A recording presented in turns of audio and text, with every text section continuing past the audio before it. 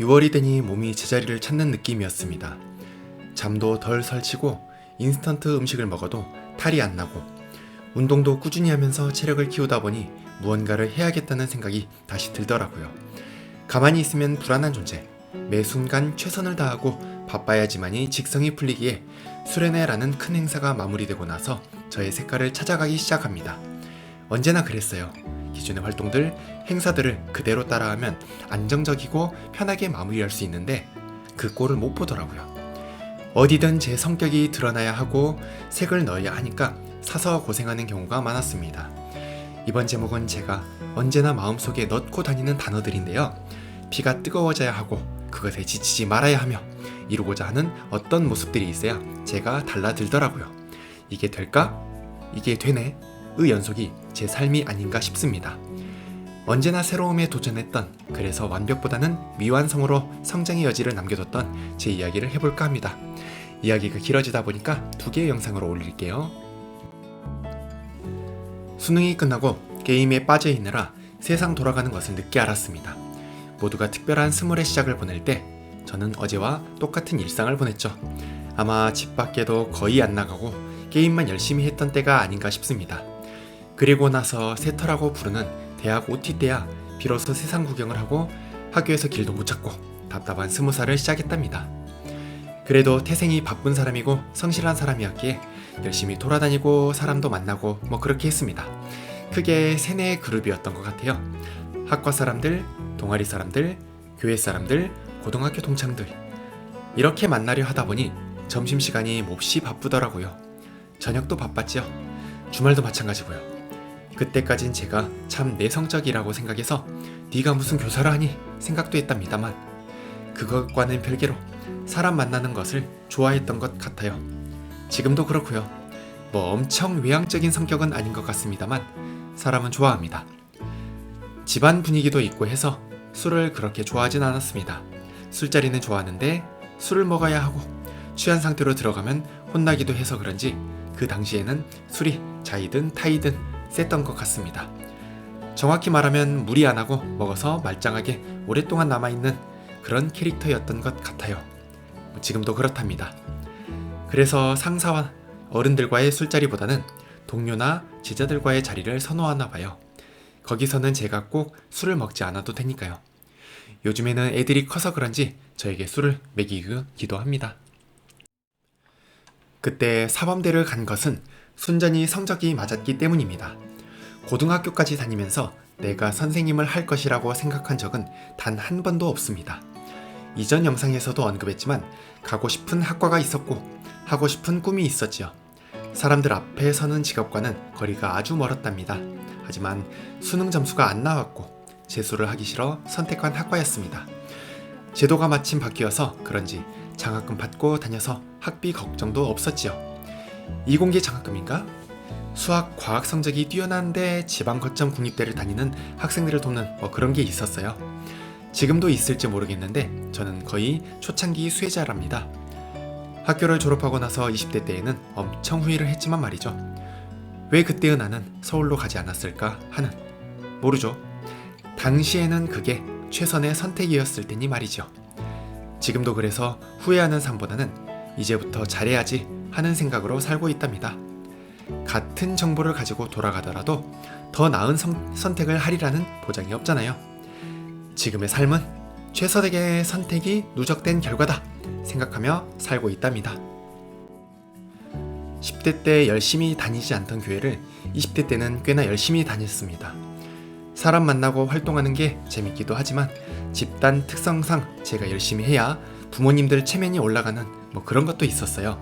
누구 아들, 누구 딸이라는 꼬리표가 계급이 되는 이상한 집단이기도 합니다만 아무튼 사범대를 갔으니 교육부에서 봉사를 하라는 말을 들었어요. 그게 맞을 것 같아 그냥 잡다한 업무 주는 대로 했지요. 교회는 주로 수련회 기간 때 준비하는 게 많습니다. 장소와 일정의 큰 틀은 어른들, 지금의 제 나이 또래가 합니다만 레크레이션 아이템 만들기, 공연 세팅하기 등등 큰 흐름에 필요한 무언가는 20살의 저희 몫이었지요. 그래서 점점 있다 보니 밤 9시, 10시, 12시 이렇게 되더라고요. 새벽까지도 준비하고 있었더랬죠. 뭐가 그렇게 할 게 많았는지. 사실은 형들이랑 친구들이랑 놀다가 이러면 안 되겠다 싶을 때 일을 허겁지겁 마무리하는 것의 연속이었지요. 탁구를 새벽 4시까지 치다가 날이 밝기 전에 후다닥 만들고, 동네에 펫병 다 주워와서 씻고 모래 채우고 아로마 양초 넣고 등등 뭐 이런 잡일들을 했었어야 했지요. 이렇게 놀면서 하려면 물주가 있어야 돼요. 20대에 대장 누나가 있었는데 음대를 나와서 그런지 레슨은 다녔거든요. 그래서 수입이 괜찮았어요. 그리고 30대 대장 형님도 있었는데 시내에 건물을 가지고 계셨죠. 뭐 2분 있으니 끝났죠. 20살 핫바리 저희들은 가서 잘 놀면 됐답니다. 볼링도 치고 건물주가 운영하는 카페에 가서 이야기하다가 뭐 교회 가서 탁구도 하고 일 조금 하면서 방학이 뚝딱 지나가 버렸죠. 가끔 과 모임이나 동아리 모임 나가서 얼굴 비추고 동창회 하면 또 얼굴 비추고 하면서 시간을 보냈던 것 같아요. 근데 그런 게 있어요. 확실히 책임이 없는 위치다 보니까 재밌게 놀 수 있어요. 사실은 우리들이 뛰어놀기 위한 플랫폼을 누군가가 만들었고 그걸 유지하기 위한 선배들의 노력이 있었던 것이었는데 말이죠. 이런 생각이 드러나게 된 건 6년이 지나고 나서였습니다. 군대를 갔다 오고 학교를 졸업하니 할 게 없어요. 임용준비생이라고 하지만 사실 백수거든요. 저는 학교 졸업하고 나서도 교사를 할 수 있을지 엄청 고민했어요. 그래서 임용에 간절하지 못했어요. 아마 여러분도 언제까지 진로 고민을 할지는 모르겠지만 지금의 저도 고민을 하고 있답니다. 그러니까 조바심 갖지 말고 천천히 자신의 일을 찾았으면 좋겠어요. 더 중요한 것은 마음먹은 일을 추진해 나갈 수 있는 뜨거운 피라는 생각을 해봅니다. 26세 저는 어느덧 교육부를 이끌어야 하는 위치에 올라가게 되었답니다. 예산도 관리하고 행사들을 추진하고 등등. 물론 유능하신 분들과 함께하며 어깨 너머로 배우기도 했지만 직책이 있는 만큼 그전보다는 무거운 마음으로 임했었죠. 그리고 예전에 제가 즐겁게 했듯이 이제는 후배들을 모아 일을 하게 만들어야 했죠. 그러려면 자주 모여야 된다고 생각했어요. 한 달에 한 번은 무조건 모이고, 당시에는 카카오톡도 없으니 문자를 열심히 썼지요. 다음 카페도 있어서 거기에 공지를 띄우기도 했답니다. 위치가 올라가니까 꼰대가 돼요. 앞에서도 말했듯 풍경이 달라진 거죠. 무언가 어긋난다 느낌도 들고 크고 작게 갈등들도 보이기 시작해요. 뭐 재밌는 건 짝사랑도 보여요. 어쨌든 이 모임이 유지될 수 있었던 것은 뭐 제가 잘했던 것도 있지만 이런 짝사랑 때문이었을지도 몰라요. 같이 일을 했던 제 친구가 20살짜리 갓 1학년 어린이를 좋아하는 게 보였거든요. 그런데 이 어린이는 제 친구의 대시를 부담스러워했고요. 그리고 중간에 영상 작업하면서 합류한 제 동창 녀석도 있는데 그 친구도 시간이 지나니까 이 어린이에게 호감이 있는 게 느껴지더라고요. 뭐 이쁘장하게 생긴 투덜이었으니까 타격감도 좋아서 제 친구들이 호감을 표시한 것 같아요. 본인들은 아니라고 하는데 제 눈엔 그런 화살표가 보였답니다. 그럼 여기서 궁금증이 생기죠. 너는 걔를 안 좋아했냐? 라는. 당시에 그 어린이의 화살표는 저를 향하고 있었답니다. 제가 군대 갔을 때 당시 중학생, 고등학생이었던 그 친구는 저에게 편지를 엄청 많이 써줬거든요. 그래서 바깥이 이렇게 돌아가고 있구나 알기도 하고 또 큰 위로가 되었었죠. 근데 이제 20살이야. 성인이야. 그러면 사귀면 되는데 이런 역학관계가 있고 제가 또 리더 역할을 하다 보니까 저도 선뜻 나설 수가 없었습니다. 사랑의 작대기가 없어지는 순간 이 모임이 어떻게 될지 모른다는 그런 불안함도 있었거든요. 리더로서의 책임감이에요. 맞아요. 저 교회 오빠였어요. 초중학교 동창 중에 영상 작업하는 친구가 있어요. PD지요. 이 친구랑 이야기하면서 수련의 영상을 바로 편집해서 보여주면 어떨까 하는 아이디어가 나왔어요. 그게 2009년이니까 거의 15년 전이지요. 지금처럼 파일로 영상을 전달하는 시대도 아니었던지라 6mm 카메라로 녹화하고 그것을 컴퓨터로 옮겨야 하는데 카메라 영상을 재생하면서 옮겨졌어요. 그래서 가령 3시간 녹화했으면 옮기는데도 3시간이 걸리는 상황이었었죠. 그래서 낮과 저녁에 열심히 촬영하면 새벽에 프로그램 끝나고 재울 때 그걸 옮겨야 했어요. 그러다 보니 남들은 다 잘 때 저희는 작업해야 되니까 잠이 모자랐지요. 2박 3일이었었는데 합쳐서 2시간은 잤나? 그럴 거예요. 사람이 미쳐가더라고요. 예민해지고 날카로워지고 아유 끔찍합니다. 근데 아까 말한 어린이랑 저랑 또 밤에 계속 있었거든요. 뭐 이 친구도 잠을 안 자요. 모종의 이유들 때문이었겠지요. 또 밤에 이렇게 있으니까 놀아달라 한 거예요. 뭐 밤에 그러니까 낭만적일 것 같죠? 일할 때 저는 엄청 예민하답니다. 그런데 잠도 모자란데 놀아달라니요. 뭐 요즘 말로 별 보러 가자 였는데 그때 모질했던 저는 그것도 모르고 버럭 화를 내버렸어요. 그러니까 이 친구는 마음에 상처를 입고 다음날 하루 종일 울고 불고 밥도 안 먹고 또 달래느라 저는 또 시간 쓰고 또 수련회가 끝나니까 다른 언니랑 트러블이 또 생겨서 그거 풀어준다고 또 뭐 자리 만들고 아무튼 조직을 유지하기 위해서는 리더의 노력이 엄청 들어가는 것 같아요.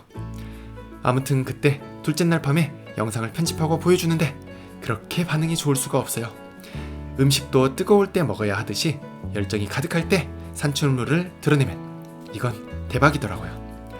저도 그 이후에 된다 싶으면 밀어붙이죠. 저희 아버지, 친구분께 이런 추진력은 많이 배운 것 같아요. 어떻게든 되게 만드는 힘, 그리고 군대에서 배운 어디까지 견디나 두고 보자 하는 근성까지. 그때 저는 엄청 성장했답니다. 학교에서 가르치는 능력 이외의 것들은 그때 거의 배운 것 같아요. 연애 빼고 말이죠. 써놓고 나니 수련회 위주로 썼는데 그 해에도 살벌하게 일을 했네요. 그 다음 해에는 뭐 중고생들 과외하고 대학생도 과외하고 뭐 기사 자격증 준비해주는 것들 말이죠. 편의점 알바하고 패밀리 맡으려고 아실란가 모르겠네. 뭐 임용 스터디 모임하고 어쩔 수 없어요. 바쁜 건 팔자라 이제는 받아들이는 게 맞는 것 같아요.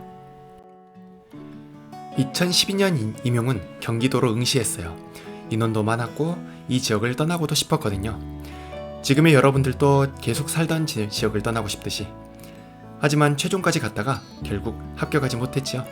뭐 대략 3명 중에 2명 정도를 뽑는 거였는데 비율로 따지면 1차 때 2배수, 2차 때 1.5배수를 뽑으니 집에서도 주변에서도 이제 붙었겠다 싶었더랬죠. 저도 그랬으니까요. 근데 마지막 결과가 나오니까 결과가 없어요. 절망스러울 것 같죠? 아니에요. 시험에 떨어지고 나면 제일 먼저 해야 하는 일이 주변 사람들을 위로하는 일이에요. 타인의 기대를 수습하는 일.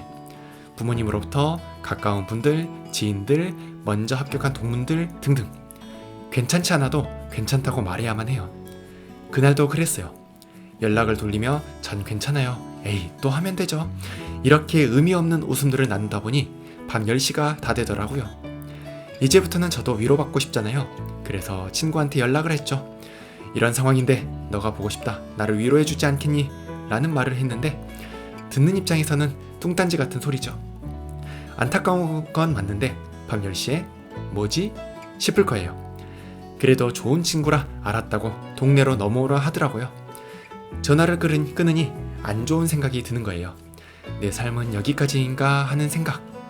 지금 생각해보면 그럴 수 있겠다 싶지만 그날은 저의 세상이 모두 무너져 버렸으니 말이죠. 다행히 근성은 남아있어서 이렇게는 안 된다 생각했었죠. 그래서 2가지를 안 했어요. 그날 술을 먹지 않았던 것, 운전대를 잡지 않았던 것. 둘 중 하나라도 했다면 지금의 저는 없었을 거예요. 그 이후로 살아야죠. 그래서 여러 학교에 원서를 넣었고 모 학교에 합격합니다. 생초보에게 1년짜리. 그것도 담임을 시킨다는 것은 지금 봤을 땐 대단한 모험이었지요. 둘 중 하나였어요. 사람이 안 구해졌거나 너에게 죽도록 일을 시키겠다거나. 정답은 후자였습니다. 정말 죽도록 일을 했어요. 1학년 담임을 하면서 미션 학교였던지라 매주 공연을 하는데 강당 세팅을 제가 했지요. 그러면서 과학교사이다 보니까 과학대회도 꼬박꼬박 나가야 했어요. 그것만 있을까요? 학교 홍보 영상도 제가 만들고 뭐 그것 덕분에 당시에 100대 교육과정 우수학교에 선정되기도 했으니까요. 그 시기를 견뎠기에 그리고 2009년에 제가 단단해져 있었기에 2013년에 저도 학교에서 버틸 수 있었지요. 대회도 8개나 나가고 지도교사 상도 받고 연애도 하고 지금의 아내도 만나고 어쩌면 저의 기적의 해가 아니었나 싶어요.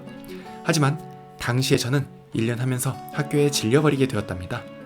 그리고 다음 해에 바로 일을 구하지 않고 경기도로 가게 되지요. 경기도에서는 저를 위해 살았던 것 같아요. 보충 수업도 안 하고 정규 수업만 한 다음에는 애들이고 선생이고 연락도 없으니 온전히 오후는 저를 위한 시간이었죠. 서울도 막 돌아다니고 춘천도 가고 경기도도 가고 자전거도 타고 야구장도 가고 사람들도 만나고 너무 잘 놀았지요. 교직 생활하면서 그렇게 잘 돌아다니고 놀았던, 걱정 없이 살았던 때가 없었을 거예요. 그게 또 수업에서 드러나거든요. 수업도 자유롭게 하고 너무 자유로워서 문제였지만 지금 생각해보면 교권 붕괴인데 하는 게 매 순간 있었네요. 왜 몰랐지 싶었지만 그래서인지 지금 제일 많이 남아있는 제자들이 경기도 아이들이랍니다. 선생님이 아닌 지구과학 잘하는 동네 형이자 삼촌 느낌이랄까? 진짜 그래요. 학생들이 행복하게 학교를 다니기 위해서는 선생님들이 행복해야 돼요. 다른 선생님과도 잘 놀고 혼자서도 잘 놀고 마음의 여유도 있어야 하죠. 내가 옹졸해지는 순간 행복한 학교는 거리가 멀어진답니다. 이걸 알면서도 그 이후로는 극복이 잘 안 되더라고요. 2015년은 또다시 일복이 많아졌답니다. 2학년 담임에 학생부에 영재학급 한다고 토요일마다 나와야 하고 중간에 에너지 절약 선도학교 그걸 받아서 또 업무 추진하고. 당시 영재학급은 토요일마다 여러 학교 학생들을 모아서 운영하는 건데요. 연간 100시간 이상을 해야 했죠. 산술적으로 따지면 토요일 25주가 소요되는 업무니까 이것만으로도 상당한 부담이 돼요.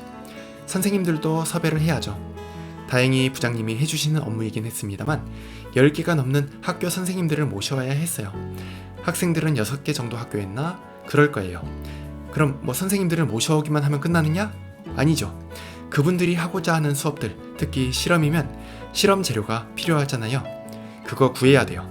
그걸 20주 넘게 했답니다. 중간에 캠프도 갔다 왔네요. 과천과학관이랑 대전 카이스트랑 해서 말이죠.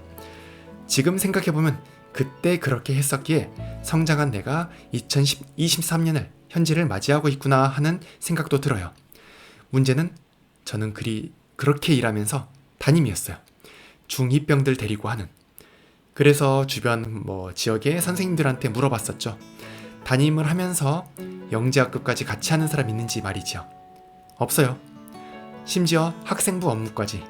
선도위원회 열리면 쫓아다니고 교내 봉사하면 저도 남고 교감은 또 못 한다고 선도학교 이런 걸 받아와서 그거 추진하라고 돈 쓰라고 하는지. 그게 지금의 동아리를 이끄는 힘이 되긴 했지만 말이죠. 하지만 후회는 안 해요. 3년간 아마 교직에서 저보다 일을 많이 한 선생님은 없었을 거라 자부해요. 근데 견뎠잖아요. 업무 능력과 내구성은 그때 다 길러진 거라 2016년 이후로 또 갈리게 되었을 때 버틸 수가 있었어요. 몸은 아작나 버렸지만 말이죠. 더 중요한 건 그 3년 동안 저는 엄청나게 많은 제자들을 남겼어요. 제 결혼식 때 제자들이 40명 정도 왔었거든요. 각기 다른 학교와 지역에서 말이죠. 담임이었는데 그때 우리 반 안 불렀어요. 그렇게 지지고 볶고 매 순간 최선을 다하며 꿈을 키우다 보니 지금까지 온 것 같아요. 이게 되네? 이게 된다. 정신이 중요한 것 같아요.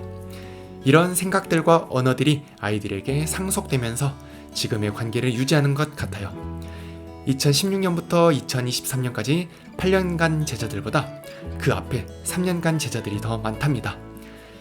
지금은 제자 슬롯이 제가 감당한 만큼 다 차서 그런 건지, 제가 나이를 먹어서 그런 건지, 일과 삶의 무게 때문에 애들과 꿈을 나눌 기회가 적어져서 그런 건지는 모르겠어요. 어쨌든 간에 내가 갈리고 나를 녹여서 따르게 되면은 제자들은 또 그걸 보고 따라오고 채워지게 되는 것 같더라고요. 2016년도 이후부터는 뒤에서 또 이야기해보도록 할게요. 너무 좀 길었네요. 부족하지만 긴 저의 이야기 들어주셔서 감사합니다. 다음에 뵐게요.